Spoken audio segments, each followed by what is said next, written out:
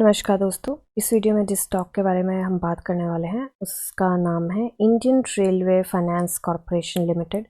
ये स्टॉक को हम IRFC के नाम से भी जानते हैं। ये स्टॉक 185 के प्राइस पे ट्रेड कर रहा है। मार्केट में आज इसने 2.65% का अप मूव दिया था। मार्केट कैप है इसकी 2,41,179 करोड़ की। प्रोमोटर होल्डिंग 86.40% है। बुक वैल्यू 38.80 है। डिविडेंड यील्ड 0.81% है एंड फेस वैल्यू 10 है। फंडामेंटल वीडियो मैं ऑलरेडी बना चुकी हूँ, प्लेलिस्ट में ऐड कर दूँगी, आप देख सकते हैं। अभी के लिए शॉर्ट में देखें तो इस स्टॉक ने आज छोटू सा गोल्डन क्रॉस दिया है प्राइस ने 50 DMA को, बट मुझे लगता है कल फिर से डेथ क्रॉस बन सकता है क्योंकि रिजल्ट कुछ खास अच्छा नहीं आया है। तो अभी के लिए 200 DMA से तो स्टॉक ऊपर ट्रेड कर रहा है। पी रेशियो 5 ईयर्स के टाइम स्पेन पे मीडियन से थोड़ी सी ऊपर है। 1 मंथ के टाइम स्पेन पे देखें तो मीडियन से नीचे है। तो अगर आप PE कंसीडर कर रहे हैं तो PE के साथ PEG भी कंसीडर करें, PEG जिसको ग्रोथ एडजस्टेड PE रेशियो कहते हैं, तो उससे पता चल जाएगा स्टॉक कितना सस्ता या महंगा मिल रहा है आपको। अभी के लिए देखिए ग्रॉस प्रॉफिट मार्जिन 100 पे है, ऑपरेशन प्रॉफिट मार्जिन 99.47 पे है। जो सेल्स है बेसिकली रेवेन्यू, क्योंकि फाइनेंस का स्टॉक है तो revenue quarter on quarter decrease हुआ था हमारा, सॉरी यहाँ पे ये तो मार्च का है, डिक्रीज हुआ था। अभी आते हैं हम जून के रिजल्ट पे। तो देखिए सबसे पहले तो सेल्स की बात करें, सेल्स यहाँ पे बढ़ती हुई दिखाई दी है। बेसिकली रेवेन्यू यहाँ पे बढ़ता हुआ हमें दिखाई दिया है definitely quarter on quarter, and year on year देखें तब भी हमें यहाँ पे बढ़ता हुआ दिखाई दिया है। एक्सपेंसेस की बात करें तो क्वार्टर ऑन क्वार्टर डिक्रीज हुए हैं in fact, but year on year देखें तब भी यहाँ पे देखा गया है कि डाउन जंप मिला है। ऑपरेटिंग प्रॉफिट की बात करें तो क्वार्टर ऑन क्वार्टर इंक्रीज हुआ है एंड ईयर ऑन ईयर देखें तब भी इंक्रीज देखा गया है यहाँ पे। ऑपरेशन प्रॉफिट मार्जिन पहले 99% चला गया था, अभी 100% के आसपास है। यहाँ पे अदर इनकम 0 आई है, पिछले लास्ट क्वार्टर में 4 करोड़ थी एंड ईयर ऑन ईयर यहाँ पे 2 करोड़ थी, अभी 0 है।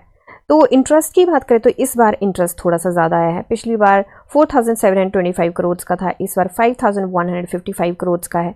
तो यहाँ पे ज़रूर फ़र्क देखने को मिला है, इस बार इंटरेस्ट ज़्यादा आया है and interest quarter on quarter तो इंक्रीज़ हुआ है, बट ईयर ऑन ईयर भी छोटू सा इसमें इंक्रीज देखा गया है। डिप्रिसिएशन लास्ट क्वार्टर में भी 2 थी, इस क्वार्टर में भी 2 करोड़ है। तो प्रॉफिट बिफोर टैक्स जो रहा है पिछली बार रहा है हमें, क्योंकि यहाँ पे देखिए इंटरेस्ट जो है वो कम था, अभी ज़्यादा है, तो यहाँ पे उस चीज़ का फ़र्क पड़ गया। 47, 48, 49, 50, 51, तो यहाँ पे 400 करोड़ के आसपास का यहाँ पे फ़र्क देखने को मिला है। तो यस वो काउंट ऑफ कोर्स करता है, तो यहाँ पे 400 करोड़ अगर मिला दें तो ये ऑफ कोर्स ज़्यादा हो जाएगा। तो यहाँ पे प्रॉफिट बिफोर टैक्स जो है वो 1717 करोड़ का था, अभी 1577 करोड़ का है। तो यहाँ पे डाउन जंप हमें देखने को मिला है एंड उसी के साथ 0 टैक्स का है लाइबिलिटी इनकी, तो नेट प्रॉफिट हमारा उसी तरीके से आया। तो अर्निंग पर शेयर की बात करें तो अर्निंग पर शेयर यहाँ पे डिक्रीज होता हुआ दिखाई दिया, क्योंकि यहाँ पे इंटरेस्ट की वजह से ये सारी चीज़ें हुई हैं। तो बेसिकली देखा जाए तो क्वार्टर ऑन क्वार्टर जो है रिजल्ट अच्छा नहीं है, बट ईयर ऑन ईयर छोटू सा जंप देखा गया है, बहुत मेजर जंप नहीं देखने को मिला है। तो ओकेश रिजल्ट है, तो इतनी कोई मतलब दिक्कत की बात भी नहीं मुझे लगती है, बट ठीक है, ये quarter on quarter short term के अगर देखें तो वहाँ पे थोड़ी सी दिक्कत क्रिएट हो सकती है। प्रमोटर होल्डिंग की बात करें तो शेयर होल्डिंग पैटर्न की बात करें तो प्रमोटर्स की होल्डिंग सेम है एंड FIIs ने होल्डिंग अपनी बढ़ाई थी छोटू सी, DIIs ने भी छोटू सी बढ़ाई है। पब्लिक के पास 11.68% था पहले, अभी 11.45% है and number of share holders यहाँ पे 6 लाख के आसपास बढ़ते हुए दिखाई दिए हैं। अभी के लिए चलते हैं हम इसके चार्ट पे देखिए आज हमें ज़रूर अप मूव देखने को मिला है 2.65% का, बट जिस तरीके का रिजल्ट आया है हो सकता है कि कल हमें थोड़ा सा इसमें हिकअप देखने को मिले।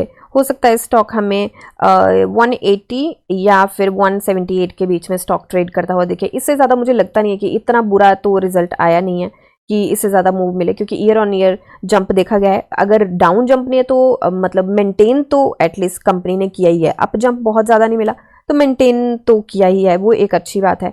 अगर स्टॉक यहाँ से नीचे चला जाता है 178.40 से, तो फिर से उसी रेंज में आ जाएगा जिसमें इसने बहुत ज़्यादा टाइम क्रॉल किया है, तो मुझे लगता है कि उसमें ना आए तो ज़्यादा अच्छा रहेगा। अभी के लिए इसको हम कर लेते हैं थोड़ा ब्राइट कलर का, थोड़ा डार्क कलर का, सो दैट कि हमें पता चले कि ये वाला स्ट्रॉन्ग सपोर्ट है, ये अगर ब्रेक हुआ तो फिर दिक्कत का सामना करना पड़ सकता है।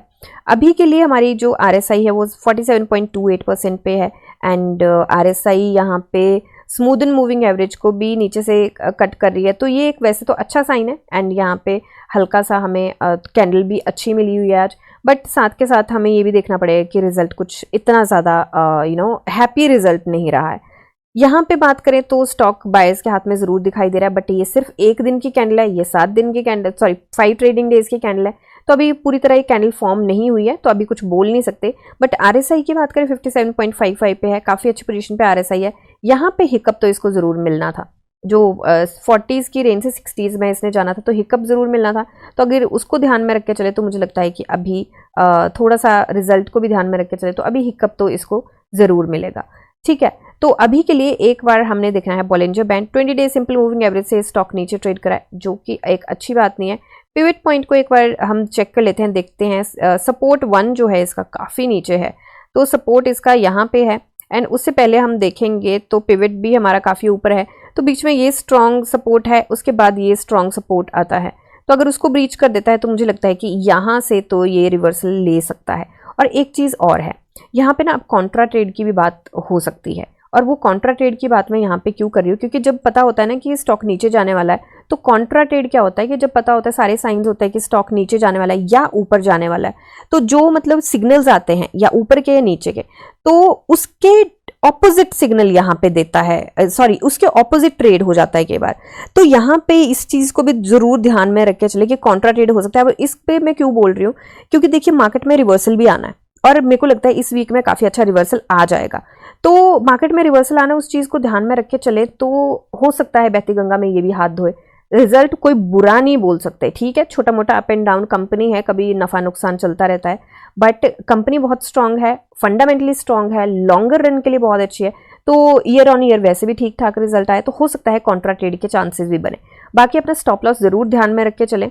एंड ज़्यादा से ज़्यादा मुझे लगता है कि यहाँ से अगर कोई ड्रास्टिक सिचुएशन नहीं आती है तो मुझे लगता है 174 इसका मैक्सिमम हो सकता है जाने का, और उससे रिवर्सल ये ले सकता है। उससे पहले ये वाला सपोर्ट 178.30 का, ये बहुत स्ट्रॉन्ग सपोर्ट है, तो ये भी थोड़ा ध्यान में रख के चलें। हो सकता है कि इससे रिवर्सल मिले, अगर ना मिले तो ये वाला तो मुझे लगता है कि रिवर्सल मिल सकता है, जो कि 173.79 का है। 174 का लेके चली हूँ, तो उससे भी हो सकता है 174 से थोड़ा नीचे लेके चलिए, 173 का ही बेसिकली लेके चलिए इसको, तो वहां से भी रिवर्सल मिल सकता है।